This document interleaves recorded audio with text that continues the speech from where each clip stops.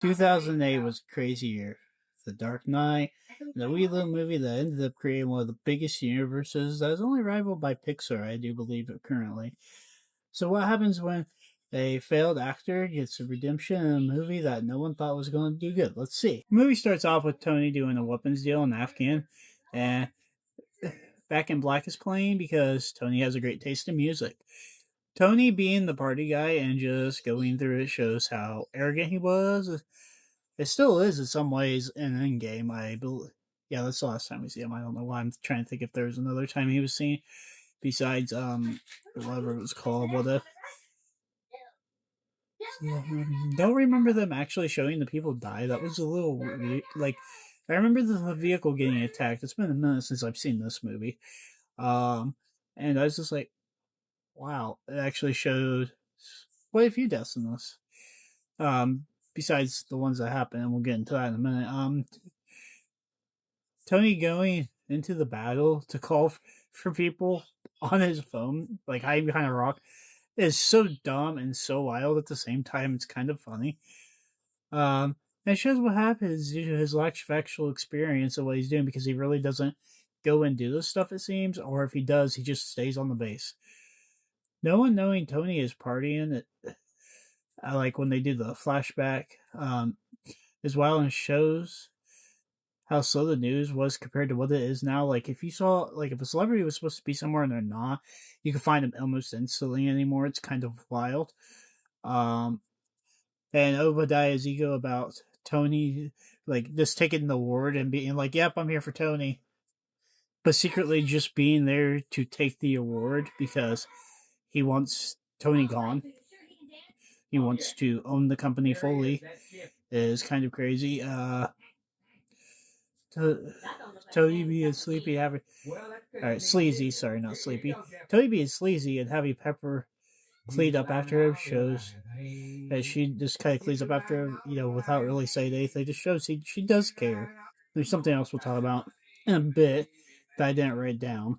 I'm showing the lead up to the beginning is nice, where he gets on the plane and the roadie have fun with the uh, dancer air women, and then they end up on the base. He shows off the weapons.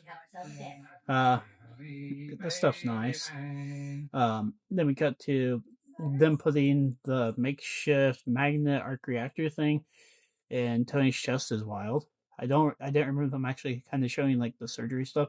And it's wild for the movie point because it shows how smart Jensen is. I think is how you say his name. If I'm butchering it, I apologize. Tony refusing when he is in no position to refuse to build this missile that they're wanting. And it is crazy but it also just shows that Stark charm because Tony Stark is a very, very stubborn man.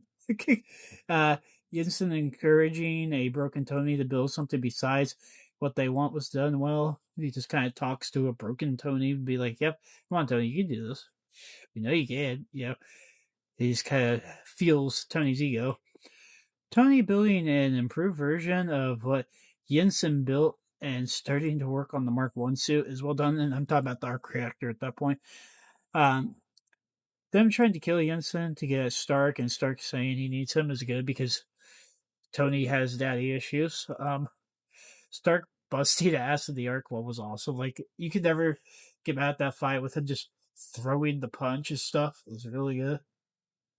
Speaking of that part, the soldiers going in scared and just firing, not even knowing where Tony is, not even able to find him, and because the room's dark from him putting the arc reactor and empowering the suit up, and Tony just clocking them and punching, kicking, and everything, and then him going World War II on everybody to escape is wild. Jensen dying, showing that Tony actually has emotions other than sarcasm. How did none of the soldiers hit Tony's fuel tanks for the flamethrowers? I didn't understand that. That's why that's in here. Him crashing is funny. And then when he gets back to the U.S. after singling the helicopter, and Pepper's crying because he's been returned.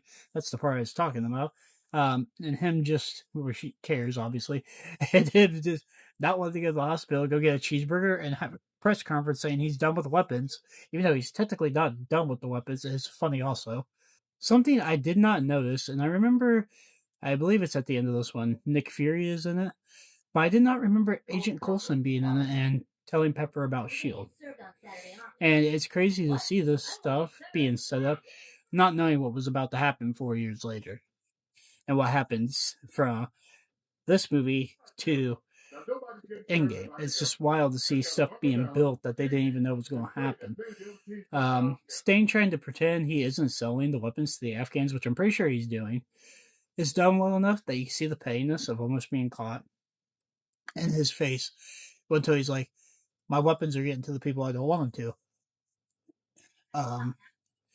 Tony talking about the arc reactor tech being a suitable thing to go into is amazing, and Stain looking at his arc reactor like he's a hungry wolf that hasn't eaten for days and he just wants the tech is done. Hold on. Jeff Bridges does a really good job at this. Sorry, I had to look up the name. I wanted to double check before I just said the name. The prosthetic in the chair scene where he has Pepper taken out looks really good for it being a 18-year-old movie that makes me feel really, really old. Also, on that sense, Tony trusting Pepper enough to take the reactor out is amazing, and her reaction to Tony in the whole process is funny because Tony's just being sarcastic about it and kind of joking, but not, because there is some serious risk with it being that close to his heart. And Pepper's just like, ew, this is gross. And Tony's just like, yes, so. Tony's secretly working on Mark II because he doesn't trust people. It's staying, obviously, the evil soldiers, because I don't think you can say the T word. Them proving it, the next scene's really good because he literally goes, I don't trust them. Then it cuts to that, where they are finding the Mark 1. Tony bullying poor Dummy. Can we get some respect for Dummy, please? He survived all the way to at least Iron Man 3. I know Tony picks him up after the house goes boom boom. But spoilers if you haven't seen it. The movie's 100 years old. Well, this one's older than that, but that's besides the point. Tony hitting the wall when he's testing the thrusters will always be funny. I see some shorts, which is why I went ahead and reviewed this one, and that was just funny. Like, period. Pepper being forced to watch Tony shoot his repulsor. She's not like really being forced, but she's trying to talk to him and he's not listening. He just goes boom. And she's just like, like, holy fuck, that's crazy type deal. Another Stain thing, Stain being hell bent on getting the tech for the reactor is done so well that Tony's stubbornness is also done so amazing. Like they're both just kind of colliding. Tony's like, "No, you're not getting it." And he's like, "Please, please, please, please, please." And like a little kid that's never been told no, and Tony's just like, "Fuck you, no." Tony flying around a little in the garage and kind of tweaking about, "Oh no, I don't want to be over here." Ha ha ha! This is scary. It's kind of funny because it just shows that Tony is like scared of stuff. Tony doing his flight test with the Mark II will always be good, and the suit looks so good. CGI and everything, this looks amazing. Tony getting about the ice midair is kind of wild, but he fixes it. It's just funny because he almost fucking don't get it fixed. Tony falling through the house after killing the power and Dummy spraying him is funny because Dummy was told not to spray him, and Dummy does it. Pepper giving Tony his first reactor, saying it's proof Tony Stark has a heart, is a nice little touch. And that, I believe, even though he breaks it at the end of the movie to use it, pretty sure they put it back in the thing and it's in the funeral in game. I could be wrong. Tony not wanting the classic gold that the original Mark 1 had in the comics. It's funny, but they just like, I'll do gold and red because hot rod colors. Tony crashing a charity event after he gets pissed that Obadiah didn't tell him about is also really funny. Stan Lee's cameo is funny because he's just like, hey Hef, or hey Hugh, one of the two. Stan Lee's pretending to be Hugh Hefner in it. It's kind of funny.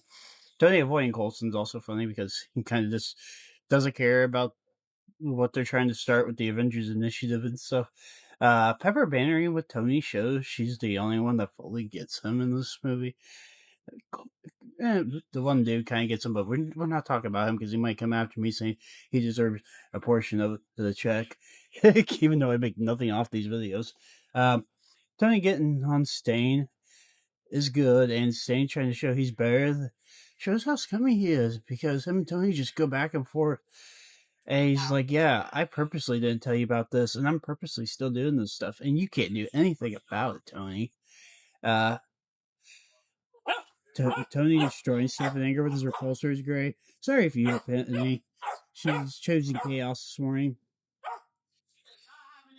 Um, but him just destroying stuff and showing is just really good. The suit up for the Mark III or Mark V, whichever Mark it is. I'm pretty sure it's a 3. It's a chef's kiss.